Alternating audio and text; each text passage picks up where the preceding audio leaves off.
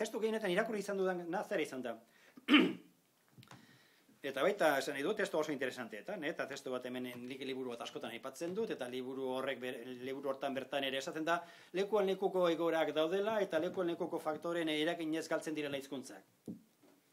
Alegia baten ez dakiz zer izango da, administrazioa, modernizazioa, eskola, edo soldaduzka, edo ez dakiz zer gertatu zen, eta orduan, eta nik ez dut ukatuko noski, esan nahi dut, Asien eta kontinente, eta herri minorizatu batzuk dira azpigaratuak, edo, bueno, esan dezagun, preindustrialak edo industrializazio fasean daudenak, eta besteak modernoak dira, eta gu borsartuko ginetek, eta egia da, herri minorizatuak, baldintza sozioekonomiko eta politiko anitzetan daudela, baina denetan badago faktore determinante bat.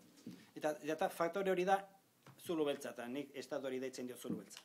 Eta zulu beltza badakizut zer egiten duen, zulu beltza bere grabitate eremuan dabiltzan izarrak edo elementuak irentxe egiten ditu, hori egiten du zulu beltzak, estatuak, eta estatua izan daiteke demokratikoa, parlamentarioa, ditadura, eta hori konstante bada, eta beraz esan nahi dut, hori dela hor faktore nagusia, eta ez eskolak zer eragin izan duen, edo edabideak, edo modernizazioak ez dakiz ere ekarri zuen, edo industrializazioak, edo urbanizazioak, ez.